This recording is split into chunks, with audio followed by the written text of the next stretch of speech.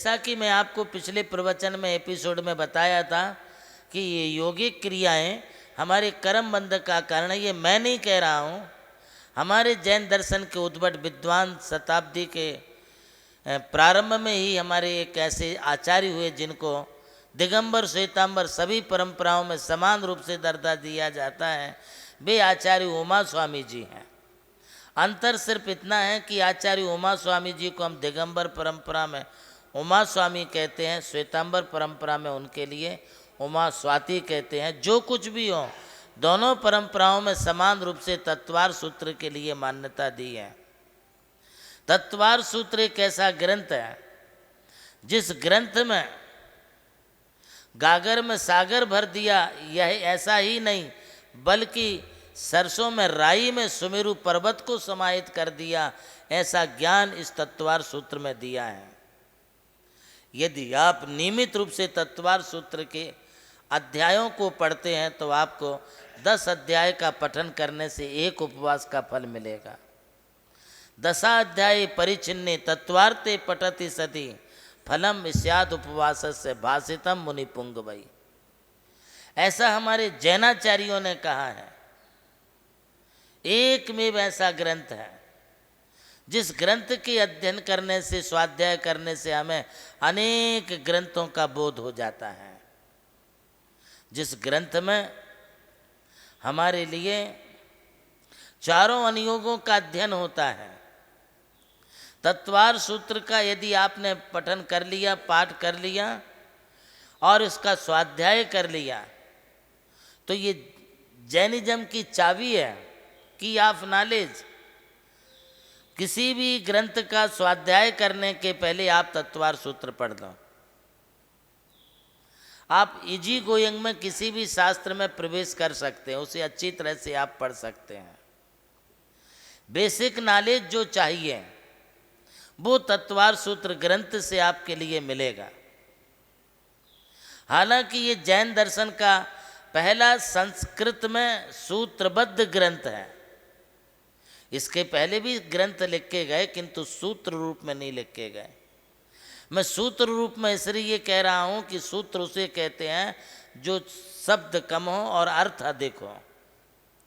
सूत्र उसे कहते हैं जिसे हमारे प्रत्येक बुद्ध अंगधारियों के द्वारा जो प्रतिपादित किए जाते हों, उन्हें आचार्य उमा स्वामी जी ने प्राप्त किया और सूत्र रूप में हमारे लिए परोस दिया। इसलिए आज ये ग्रंथ सूत्र रूप में चल रहा है। सूत्र रूप में होने के बावजूद भी तत्वार्थ, ये तत्वों के अर्थ का प्रतिपादन करता है। जीव अजीव आश्रव बंध संबंध निर्जरा मोक्ष, इन 7 तत्वों को बताने वाला ग्रंथ है, इसलिए इसे तत्वार सूत्र कह दिया। इसका एक और नाम आचार्यों ने दिया मोक्ष शास्त्र, क्योंकि इस शास्त्र में मोक्ष के उपाय बतलाए हैं, मोक्ष को प्राप्त करने की बात बताई है, इसलिए इसे मोक्ष शास्त्र भी कहते हैं। इसी तत्वार सूत्र में एक योग की बात आई है और बड़ा सुंदर सूत्र दिया है, काय वांग मना कर्म योगा। जो मैं आपको कह रहा था कि योगिक क्रियाएं, आजकल योगा करने के लिए बड़े बड़े आश्रम चलाए जा रहे हैं, बड़े बड़े सेंटर चलाए जा रहे हैं, केंद्र चलाए जा रहे हैं। जहां इन योगों की समाप्ति होती है वहां जैन दर्शन का व्युत्सर्ग, ध्यान, तप प्रारंभ होता है। मेडिटेशन, योगा मेडिटेशन नहीं है। योगा है तुम्हारे शरीर के लिए, शरीर की नाड़ियों के लिए, शरीर के रक्त संचार के लिए, शरीर के स्वास्थ्य के लिए, जहाँ पर आपके लिए कुछ प्राणायाम वगैरह, व्यायाम वगैरह अथवा भोजन पानी आदि के संतुलन की प्रेरणा दी जाती है, उसे योगा सेंटर कहते हैं। और हमारे यहाँ योगा करने को कर्म बंध का कारण बताया, क्योंकि जब हम योग करते होते हैं तब हमारा मन वचन काया चंचल होता है। उस समय मन के निमित्त से आत्म प्रदेशों का परिस्पंदन होता है, उसी का नाम मनोयोग है। जिस समय हम वचन बोलते हैं, कोई शब्द बोलते हैं, तब हमारे द्वारा शब्द के निमित्त से आत्मा के प्रदेशों का परिस्पंदन होता है। इसलिए उसे जो है वचन योग कहाँ है? जिस समय हम शरीर को हिलाते डुलाते हैं, शरीर का थोड़ा भी हलन चलन होता है, उसके निमित्त से आत्मा के प्रदेशों में भी हलन चलन होता है, और वो हलन चलन का योग क्या निमित्त बनता है, वो कर्म बंध का कारण बनता है। इसलिए जैनाचार्यों ने काय वांग मना कर्म योगा साश्रवा शुभा पुण्य अशुभा पापस्य, इतने अच्छे सूत्र हमारे लिए दिए हैं कि ये मन वचन काय की जो चंचलता है, क्रिया है, ये योग नहीं है, ये कर्म बंध का कारण है, वही आश्रव है। और वही हमारे लिए शुभ है तो शुभ योग से शुभाश्रव होगा, अशुभ है तो अशुभ के निमित्त से भी आश्रव और बंध होगा।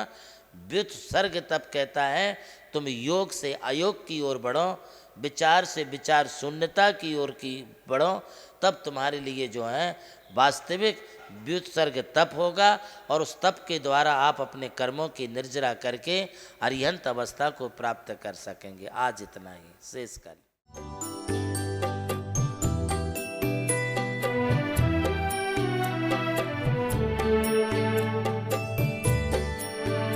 जैन धर्म केवल धर्म नहीं, जन जन का धम है। यही है इस धर्म की संस्कृति। सन 2010 चातुर्मास के दौरान मांगी तुंगी और गजपंथा की तीर्थ यात्रा के बाद एक रात्रि गजपंथा की पहाड़ियों पर विश्राम करते समय आचार्य श्री देवनंदी जी महाराज को एक दिव्य स्वप्न प्राप्त हुआ।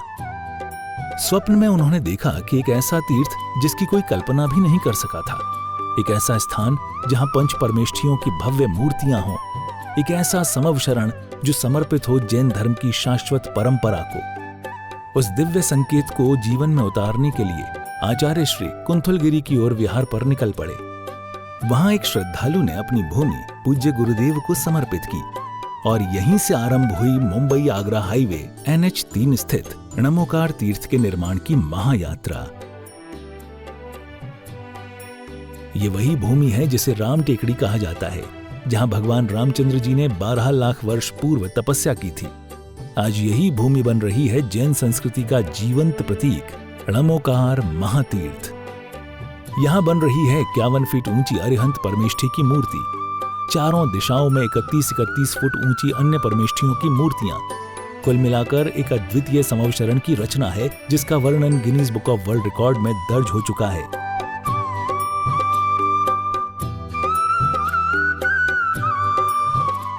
इस भव्य मंदिर जी में स्थापित किए जा रहे हैं 24 तीर्थंकरों के 24 मंदिर, पंचमेरु, नंदीश्वर द्वीप, नवदेवता और 64 रिद्धि मंदिर, सप्तऋषि मंदिर और गोमटेश्वर बाहुबली, संमेद शिखर जी की झलक और क्षेत्रपाल मंदिर। यहाँ पर अब तक 250 से अधिक कमरे निर्मित हो चुके हैं, जिनमें 75 साधु साध्वियों के लिए एवं यात्री निवास आधुनिक सुविधाओं से युक्त है।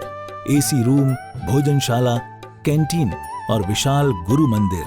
नमोकार तीर्थ का भूमि पूजन 8 फरवरी 2014 को संपन्न किया गया था और आज लगभग 10 लाख स्क्वायर फीट से अधिक निर्माण पूर्ण हो चुका है और अब यह दिव्य तीर्थ अपने चरम आयोजन की ओर अग्रसर है।